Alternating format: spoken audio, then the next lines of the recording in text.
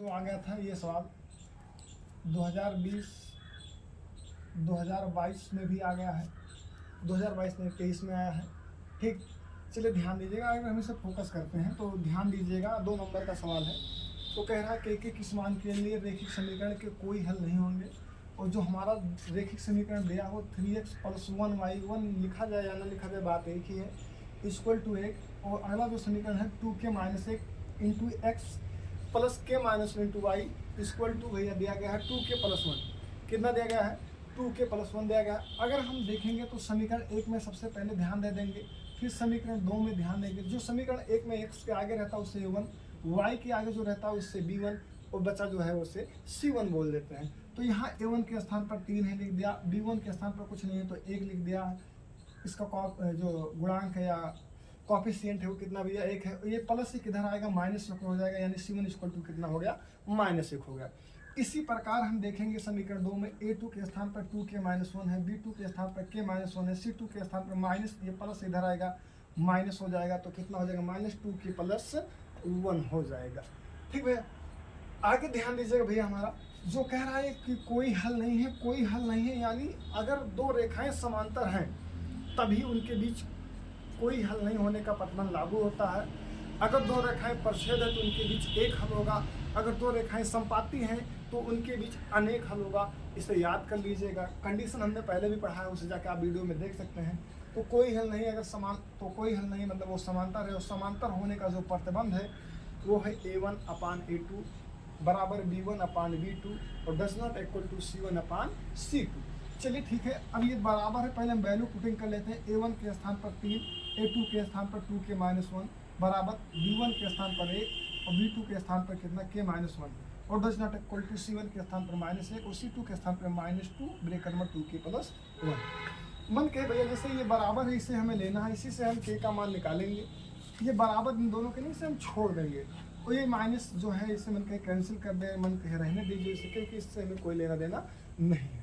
चलिए इन दोनों को अगर बराबर है तो इन दोनों से हमें k का जो मान निकालना है इन्हें हम बराबर कर लेते हैं। तो यहाँ लिख दिया गया है आगे 3/2k - 1 बराबर 1/k - 1। अब हम इन्हें क्रॉस गुणा करा देंगे, इसका इसमें इसका, तो इसका यहाँ कराएंगे कितना हो जाएगा भैया? 3k, इसका यहाँ कराएंगे तो -3 इक्वल टू इसका 2k का हो जाएगा 2k और माइनस कितना हो जाएगा? 1। भैया यहाँ थोड़ा ध्यान दीजिएगा आप, ये कितना है? 3k है, +2k इधर आएगा तो -2k हो जाएगा, ये -3 उधर जाएगा तो +3 हो जाएगा, और 3k में से 2k घटा देंगे 1 हो जाएगा, और 3 में से अगर भैया 1 घटा देंगे तो कितना हो जाएगा भैया? 2। यानी इस सवाल का जो आंसर होगा k इक्वल टू कितना होगा भैया?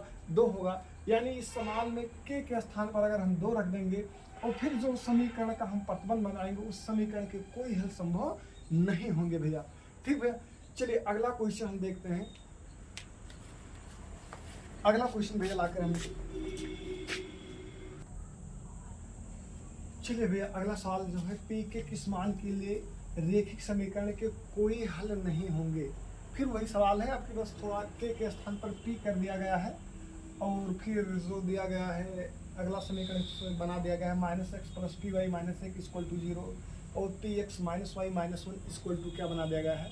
0 बना दिया गया है। चलिए देखते हैं, अगर इसमें हम देखेंगे तो a1 के स्थान पर भैया हमारा यहाँ क्या है? -1 है, तो -1 हो जाएगा। b1 के स्थान पर कितना भैया? p हो जाएगा, और c1 के स्थान पर कितना हो जाएगा? -1 हो जाएगा। इसी प्रकार भैया a2 के स्थान पर कितना हो जाएगा? p हो जाएगा। b2 के स्थान पर यहाँ b2 है तो यहाँ कितना हो जाएगा भैया? -1 हो जाएगा, और c2 के स्थान पर कितना हो जाएगा? -1 हो जाएगा। अभी हमने बताया कि कोई हल नहीं, कोई हल नहीं मतलब भैया फिर वही पुरानी बात, इससे पहले ही बता दिया गया है कि कोई हल नहीं, कोई हल नहीं, यानी वह चीज़ या वह रेखा, वह समांतर रेखा या रेखिक समीकरण, कुछ भी बोल दीजिए, वो क्या होगी भैया? समांतर होगी। क्या होगी भैया? समांतर होगी। और समांतर होने के मेरे प्यारे भाई जो कॉन्सेप्ट है वो हमेशा बताता यही आ रहा हूँ, a1/a2 बराबर b1/b2 और डज नॉट इक्वल टू भैया c1/c2। सिर्फ ध्यान से पढ़िएगा, समझ में 100% आएगा। मैं कितना सरल भैया कर दिया जाएगा यहाँ। ठीक, चलिए ठीक है। आप अगर यहाँ a1 का स्थान पर -1 और a2 के स्थान पर क्या भैया? p रख दिया जाएगा, और b1 के स्थान पर हमारा भैया p है, और b2 के स्थान पर कितना भैया? -1 है। और does not equal to C1 भैया, C1 के स्थान पर देखा जाए तो -1 है, C2 के स्थान पर भी भैया -1 है। माइनस माइनस काट दीजिए या मन के वैसे रहने दीजिए, बार बार बता रहा हूँ, जो इक्वल है उसी से हमें मतलब है। तो ये दोनों इक्वल है, इन्हें हम आपस में लगा लेते हैं बराबर, तो -1 अपान भैया P हो जाएगा इक्वल टू P अपान -1 हो जाएगा। और फिर इनका हम क्रॉस गुणा करा देंगे, माइनस माइनस भैया प्लस, और 1 1 1 हो जाएगा, और P मिलकर क्या हो जाएगा, P स्क्वायर हो जाएगा। स्क्वायर हटाएंगे, रूट चढ़ाएंगे, तो P बराबर √1, और 1 पर रूट चढ़े या घनमूल चढ़े या चतुर्थमूल चढ़े, कोई भी मूल चढ़े भैया, हमेशा वो बाहर आएगा तो क्या ही होगा, 1 ही होगा भैया। तो इस क्वेश्चन में जो हमारा उत्तर होगा वो P इक्वल टू कितना आ जाएगा भैया, 1 हो जाएगा। ठीक है, इसी प्रकार एक सवाल लिख दे रहा हूँ, उसे लगा लीजिएगा। चलिए भैया, जो अगला सवाल है, के किस मान के लिए रैखिक समीकरण के कोई हल नहीं होंगे। ठीक, तो इसमें जो हमने समीकरण दिया गया है kx - 5y इक्वल टू कितना दे दिए हैं भैया, 2 दे दिए हैं। और जो अगला है वो 6x + 2y इक्वल टू कितना दे दिए भैया, 7। आप इसे जो जिससे पहले 2 सवाल बताएं उसी तरह हल करिएगा और कमेंट में इसका आंसर ज़रूर बताइएगा।